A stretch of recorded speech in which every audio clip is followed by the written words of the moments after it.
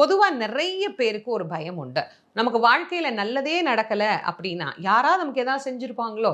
யாராவது நமக்கு ஏதாவது வச்சிருப்பாங்களோ? தொடர்ந்து துயரம் வந்து கொண்டே இருக்கு அப்படின்னா, யாராவது எங்களுக்கு ஏதோ செஞ்சு வச்சுட்டாங்க. செய்வன செஞ்சு வச்சுட்டாங்க. அப்படிலாம் நம்ம சொல்றோம் இல்லையா? இதையெல்லாம் நீக்கக்கூடியது எது தெரியுமா? சேவல் தான்.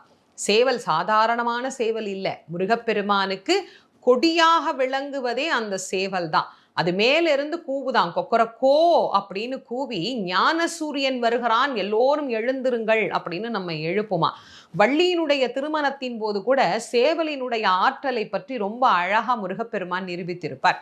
அங்கே எதிர்த்து வர கூட்டத்தினரை எல்லாம் பார்த்து முருகன் போய் சண்டை போட வேண்டாம் அப்படின்ட்டு அவர் என்ன பண்ணுவாரு, சேவலை கூப்பிட்டு, சேவலே நீ போய் கொஞ்சம் கவனிச்சுக்கோ அப்படின்பார். இந்த சேவல் என்ன பண்ணுமா, கொக்கரக்கோன்னு கூவுமா.